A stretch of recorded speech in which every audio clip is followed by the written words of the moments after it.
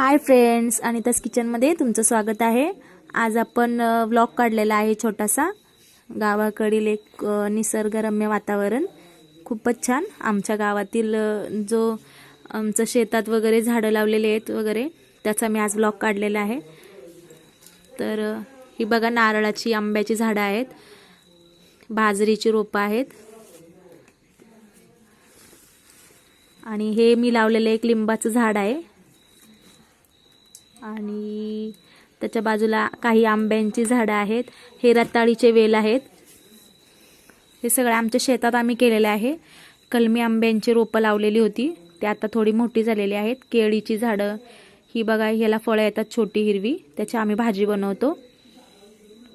ही बाजरीची रोपं आहेत, आंब्याची, केळीची, ही सगळी झाडं आम्ही आमच्या शेतात लावलेली आहेत। छोटी छोटी आंब्यांची रोपं बघा किती छान दिसतायत। हे सगळे कलमी आंब्याची रोपं आहेत। खूप छान वाटतात ही झाडं। आणि हे बघा, हे मोठं झालं आता आंब्यांचं झाड आम्ही लावलेलं। हे सगळं आमचं शेत आहे। हे नारळाची झाडं वगैरे खूप झाडं लावलेत। कलमी आंब्याचं झाड आहे।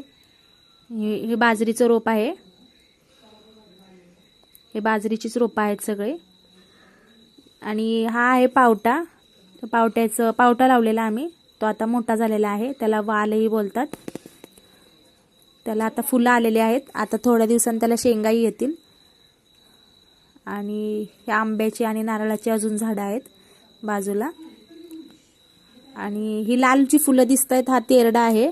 आपल्याला जो गणपतीमध्ये वगैरे लागतो तो लाल तेरडा आहे। आणि जो कडा मी दाखवते तो रायरेश्वरचा कडा आहे।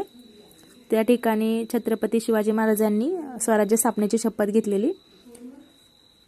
आणि बघा आंब्याची अजून काही झाडं आहेत। ही भाजी आहे, ह्या पानांची भाजी बनवतात ह्या झाडाच्या। त्याला आता फुलं आलेली आहेत। आणि हे टोमॅटोचं झाड आहे। आणि त्याच्या बाजूला आम्ही कारलीचा वेलही लावलेला आहे। हा बघा कारलीचा वेल, त्याला छोटी छोटी आता कारले आलेली आहेत। हे बघा कारलं तुम्हाला दाखवते मी, छोटी छोटी आलेली आहेत कारली।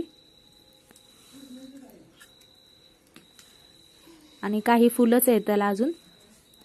आणि ही पपईचं झाड आहे, त्याला पपई आलेले आहेत, थोड्या दिवसांनी पिकतीलही त्या।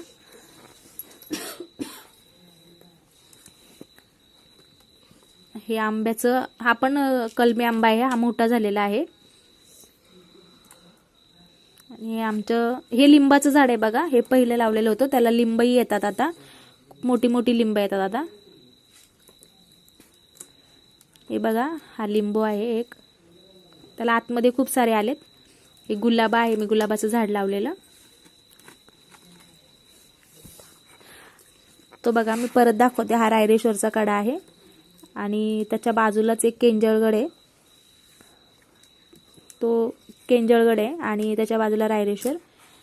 आणि हा पूर्ण पावट्यांचे झाड आहे बघा, शेतामध्ये पूर्ण पावटे लावलेले आहेत, त्याला शेंगाही आलेत।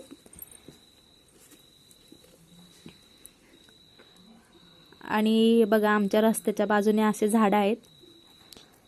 गावी आमच्या खूप निसर्गरम्य वातावरण आहे, कारण आमचं गाव डोंगरामध्ये असल्यामुळे खूप छान वाटतं इकडे। डॅमही आहे आमच्या गावात, मी तुम्हाला आता दाखवेल डॅमही। हे बघा गुरं वगैरे चरायला निघालेले आहेत। आणि असा डोंगर आहे, आमचं गाव पूर्ण डोंगरामध्येच आहे। खूप छान वाटतं इकडे आल्यानंतर। तर आम्ही सुट्टीला गावी आलोय, त्याच्यामुळे मी छोटासा व्लॉग काढलेला आहे। तुम्हाला आवडल्यास लाईक, शेअर, सबस्क्राईब करा। ही करवंदीची झाडं आहेत, ह्या माझ्या मुली आहेत। हे मंदिर आहे आमच्या गावातलं, हे घर आहे आमचं। आणि इथूनच आमच्या दारातून डॅमकडे रस्ता जातो, तर तुम्हाला मी डॅमही दाखवेल। इथे बघा मोठं एक चिंचेचे झाड, कळकाचे जे झाड आहेत ती पण आहेत। हे आता भात काढणी झालेली आहे, त्याच्यामुळे वावरं थोडी मोकळे आहेत शेत। हा बघा डॅम आमच्या गावातील, इथे खूप सारे शूटिंगही होतात आमच्या इथे। पाणी आहे आता खूप डॅमला. हा बघा डॅम.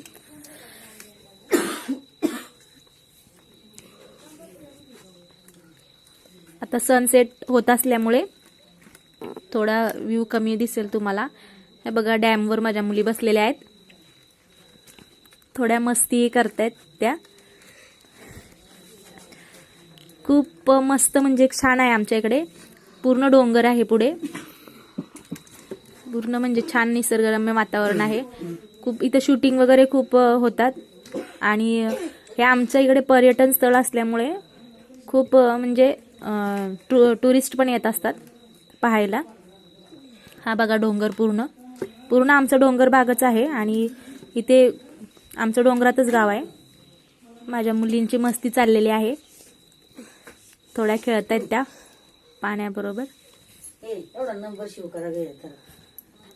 हे बघा, माझा व्हिडिओ आवडलास लाईक शेअर सबस्क्राईब करा.